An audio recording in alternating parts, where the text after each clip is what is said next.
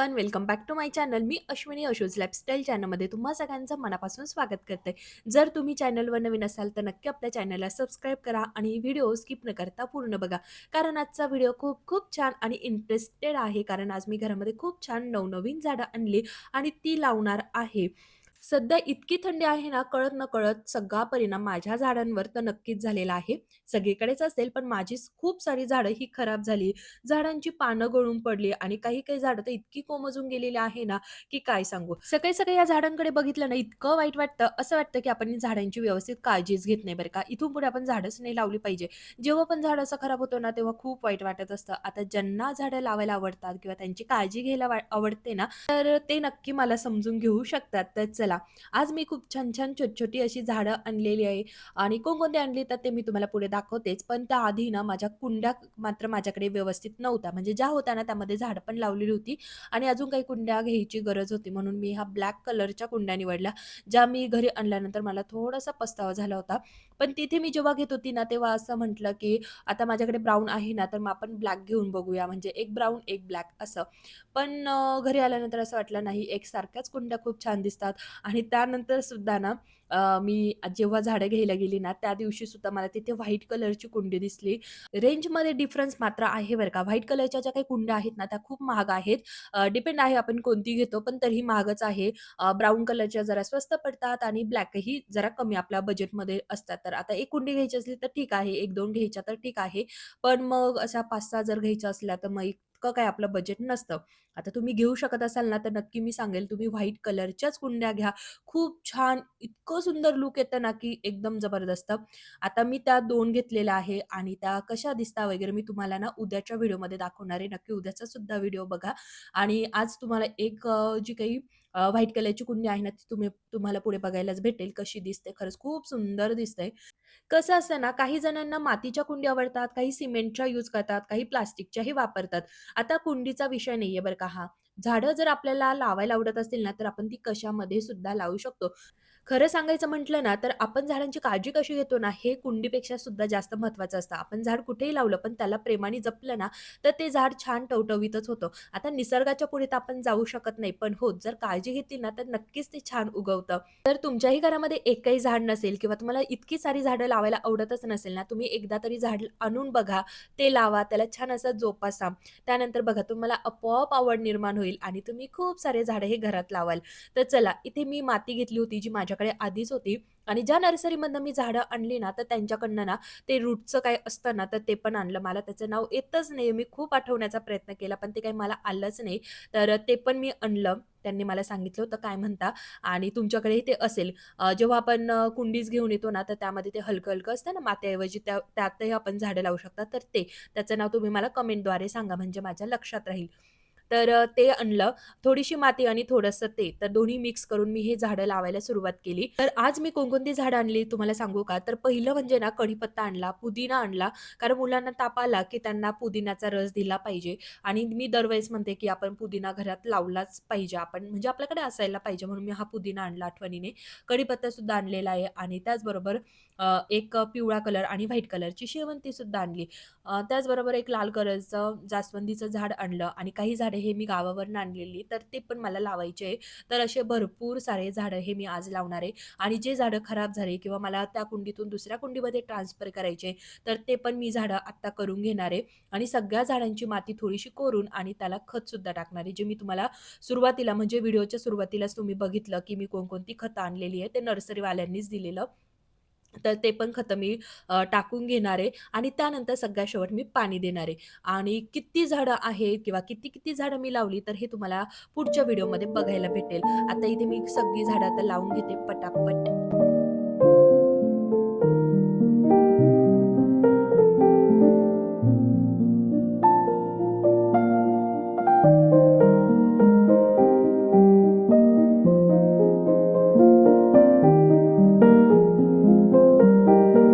माझ्या घरामध्ये कोणतं झाड जगो किंवा नाही जगो, पण जे काही मनी प्लांट्स आहे ना, ते मात्र जगतात बरं का. जेव्हा मी ह्या घरामध्ये शिफ्ट झाली ना, तर तेव्हा मनी प्लांट्स आणि जो काही तुम्हाला मागे येलो कलरची कुंडी आणि त्यामध्ये जे काही प्लांट दिसते ना, तर ते प्लांट. तर अशी ही 2 प्लांट माझी कधीच साथ सोडत नाही.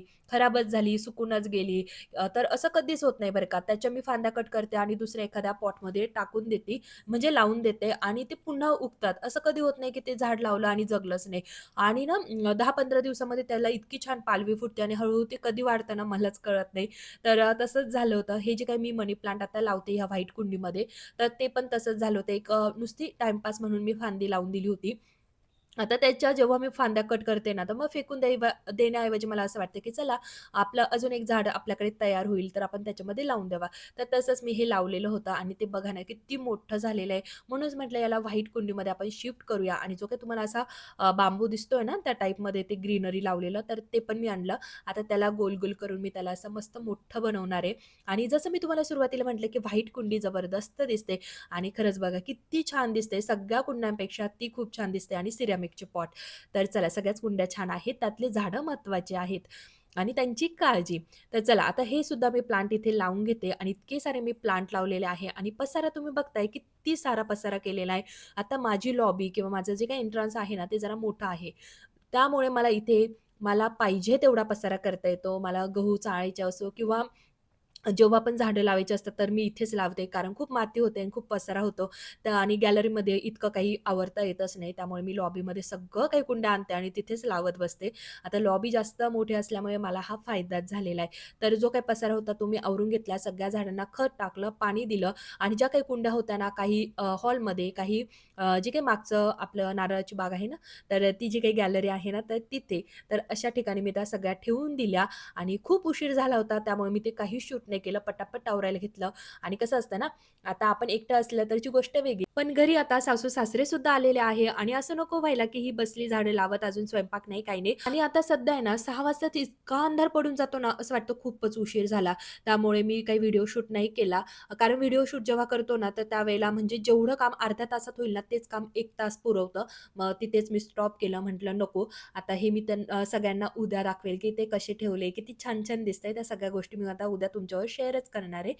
आणि लगेच स्वयंपाकाला सुरुवात केली. आज होता सोमवार आणि सोमवारच्या दिवशी ना सासूबाईंना म्हणजे मम्मींना असतो उपवास.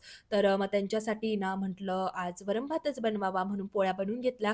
वरण-भाताचा कुकर लावून दिला. आता एका बाजूला तोंडी लावण्यासाठी ना कोणती भाजी करू? बटाट्याचीच करायची होती, पण म्हटलं चला थोडीशी मिक्स भाजी करूया. मग कांदा कट केला, बटाटा, फ्लॉवर, एक टोमॅटोसुद्धा कट केला आणि ही सगळ्यांची अशी मस्त मिक्स भाजी मी बनवून घेतली. आणि दुसऱ्या बाजूला आता वरणाला फोडणी द्यायची होती, पण किचन वट्ट्यावर इतका सारा पसारा झाला होता आणि इतका पसारा जर बघितला ना, मला काहीच काम सुचत नाही.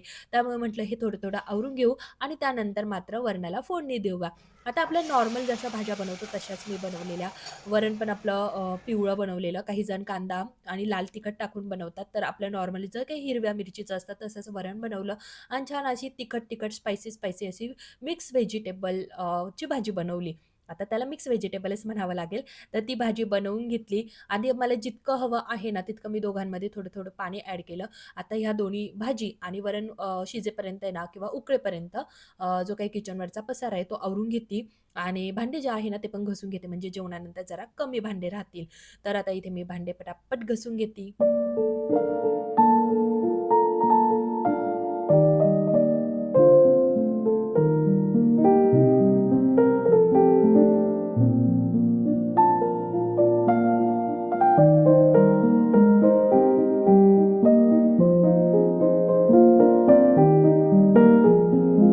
सध्या ख्रिसमसच्या सगळ्या मुलांना सुट्ट्या लागलेल्या, पण माझ्या आरूला काही अजून लागलेल्या नाहीये बरं का.